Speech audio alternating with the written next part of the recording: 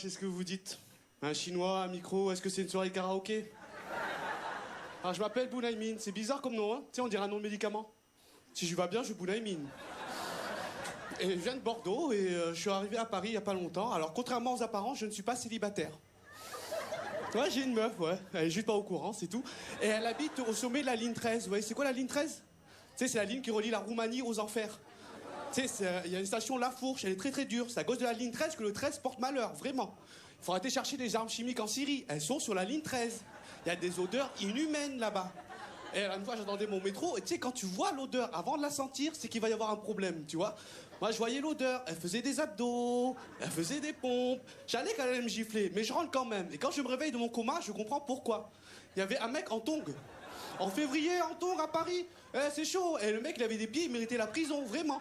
C'était 4 orteils, comme ça, les 2 du milieu, c'était en embrouille, un signe de gang, boîtier, tu sais, avec Maître Pim, ça, je vais me balader. Et les 4 orteils, il faisait la course, et le petit doigt, c'était Usain Bolt. Il avait gagné de loin. Quand le petit doigt est plus long que les autres, c'est chaud, hein. Mais le pire, c'était ses ongles. Ses ongles étaient plus vieux que lui. Ses ongles, ils ont appris à lire avant lui, tu vois. Et ses ongles, on aurait dit des cornflakes. Tu sais, ceux que t'as pas envie de voir au petit déjeuner. Le mec, il peut aller sur la scène et pêcher des poissons, on dit... Et moi, j'habite à Barbès. Vous savez où c'est? C'est au nord de l'Algérie. Il y a des Algériens ce soir? Ouais, fermez-la bien fort. Vous avez le gène du seum, là. C'est un truc de ouf. Tout à l'heure, j'étais dans un kebab, je demandais une sauce algérienne. Il y a un cafard qui est sorti avec un drapeau. Ouais. Les Algériens, des drapeaux pour n'importe quoi. L'élection de Barack Obama, des drapeaux. Parmi les homosexuels comme ça. Je fais, pourquoi tu fais ça? C'est haram. Il fait, pariage pour tous, papier pour tous. Ils sont où, les Algériens? Et moi, j'habite à Barbès, rue de la Goutte d'Or. Vous voyez, c'est quoi la rue de la Goutte d'Or? Ouais, alors pour ceux qui ne savent pas, le mec qui a dessiné Paris, à la fin, il a pissé sur la carte et c'est la rue de la Goutte d'Or. C'est une rue impue, mais impue vraiment. Tu regardes la plan de Paris, tu fais, ah, c'est la rue de la Goutte d'Or, ça, tu vois. C'est dans le 18e de Paris, le 18e siècle de Paris. Les mecs, ils vendent des trucs par terre, des mouchoirs usagés, des cigarettes à l'unité, des Nokia 3310. Des Nokia 3310. Les téléphones, tu peux appeler que le passé, tu sais.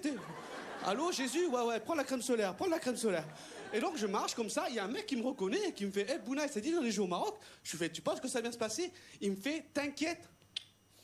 Alors, qu'on soit bien d'accord, quand un arabe te dit, t'inquiète, c'est qu'il faut s'inquiéter, vraiment.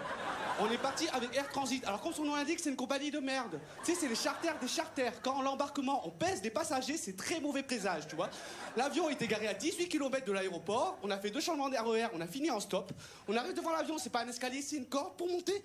Là, t'es pas accueilli par les hôtesses de l'air, mais des hôtesses en galère. Un ticket, s'il vous plaît.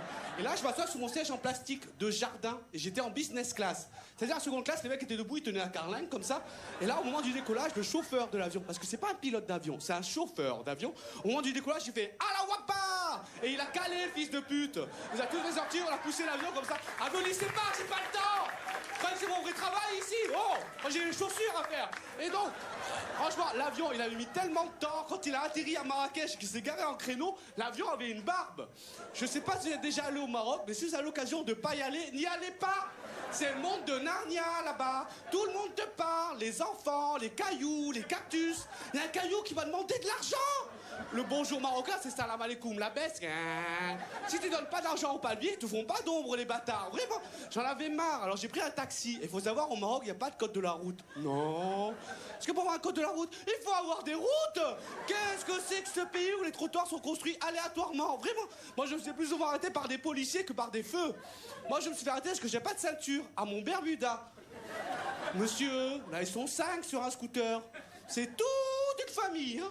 C'est le bébé qui conduit et c'est moi que vous arrêtez. Le bébé me regarde avec une clope, il fait t'inquiète.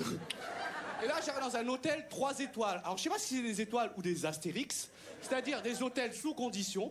Vraiment, les Marocains sont super gentils, mais les animaux qu'ils ont là-bas, Starfoula, qu'est-ce que c'est que ces animaux? Ils sont cascadeurs chez Avatar, leurs animaux.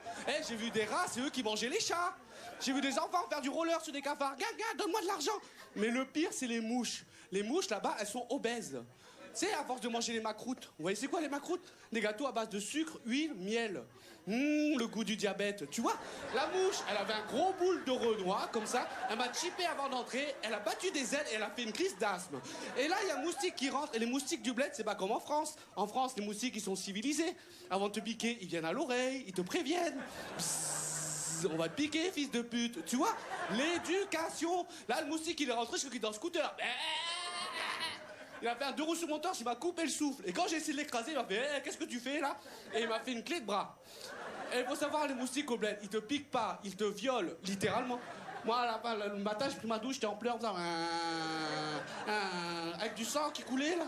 Et le moustique, il t'a coûté avec une paille, t'inquiète. T'as pas de l'argent? Vas-y, c'est une bonne soirée, c'était Bounaïm.